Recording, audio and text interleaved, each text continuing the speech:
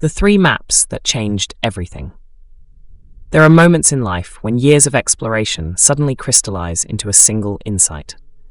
Not because the information is new, but because the relationships between seemingly unrelated discoveries finally become visible. For me, that moment arrived after 3 continuous years of intensive collaboration with artificial intelligence. During those years, I did not simply use AI as another productivity tool. I treated it as a research partner, a mirror, a challenge, and a catalyst. Every conversation became an experiment. Every workflow became a laboratory. Every success and every failure became data. Using the Matrix Q data-driven methodology and the Matrix Q hypergeometry algorithms, I began documenting not only what AI produced, but also what happened to me while working with it. I observed the quality of my thinking, my decision-making, my creativity, my attention, my learning, and my capacity to solve increasingly complex problems. Gradually, I realized that the greatest discovery was not about artificial intelligence. It was about human intelligence. Everything changed when I discovered what I now call the 3 maps. The first map revealed the territory of the machine. I finally understood what artificial intelligence cannot do, and therefore what I must never expect it to do. This was not a list of temporary technological limitations. It was a map of the fundamental nature of the technology itself. I realized that AI can process information at extraordinary speed. It can recognize patterns, organize knowledge, generate alternatives, summarize research, draft ideas, compare perspectives, and amplify many forms of cognitive work. But it cannot live. It cannot embody experience. It cannot carry responsibility. It cannot cultivate wisdom through decades of consequences. It cannot care. It cannot build trust through vulnerability. It cannot discover meaning through suffering or joy. Once this became clear, frustration disappeared. I stopped asking the machine to become human.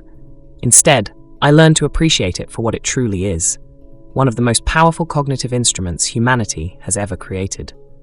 The second map was even more transformative.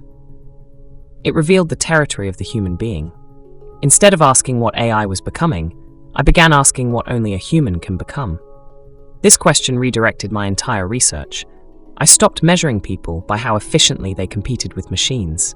I began exploring how humans cultivate judgment, coherence, wisdom, creativity, purpose, resilience, responsibility, trust, presence, and transformation. These are not simply competencies. They are living capacities. They emerge through embodiment, relationships, challenges, mistakes, recovery, and continuous development. They are cultivated. They cannot be downloaded. They cannot be automated. They become the foundation of uniquely human value. The third map completed the picture. It answered a question that neither technology nor psychology could answer independently. How should humans and artificial intelligence work together? This was not a technological question. It was a design question. It was a question of orchestration. The future would not belong to those who delegated everything to AI, nor would it belong to those who rejected AI.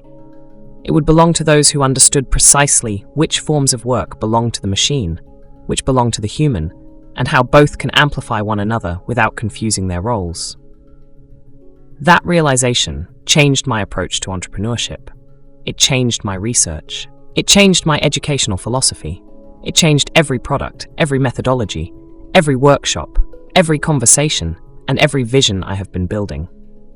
I began to understand that the future economy will not simply trade products and services.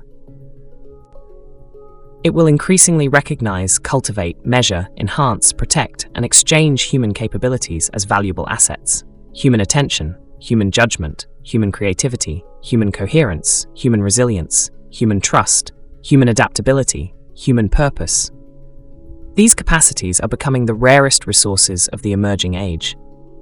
This realization became the intellectual foundation of what I now call the human economy. It also became the reason for creating the Complete Human Gymnasium.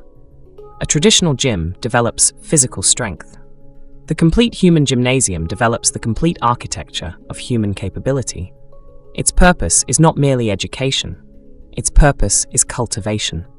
To systematically strengthen the capacities that become more valuable as artificial intelligence becomes more capable. The same insight inspired the creation of the Stay Human Clinic. Rather than waiting until human capacities decline, the clinic seeks to measure, predict, preserve, enhance and optimize the cognitive, emotional, relational, creative and adaptive capacities that define healthy human flourishing. It is prevention instead of reaction, development instead of repair. It also became the foundation of the PlayLab, a place where experimentation, curiosity, challenge, games, embodiment, and collaborative learning become laboratories for cultivating human potential. Not because play is entertainment, but because play is one of humanity's oldest technologies for developing intelligence, adaptability, cooperation, and creativity. These discoveries also shaped my vision for quantum technologies. For many years, I believed that technology should become increasingly intelligent.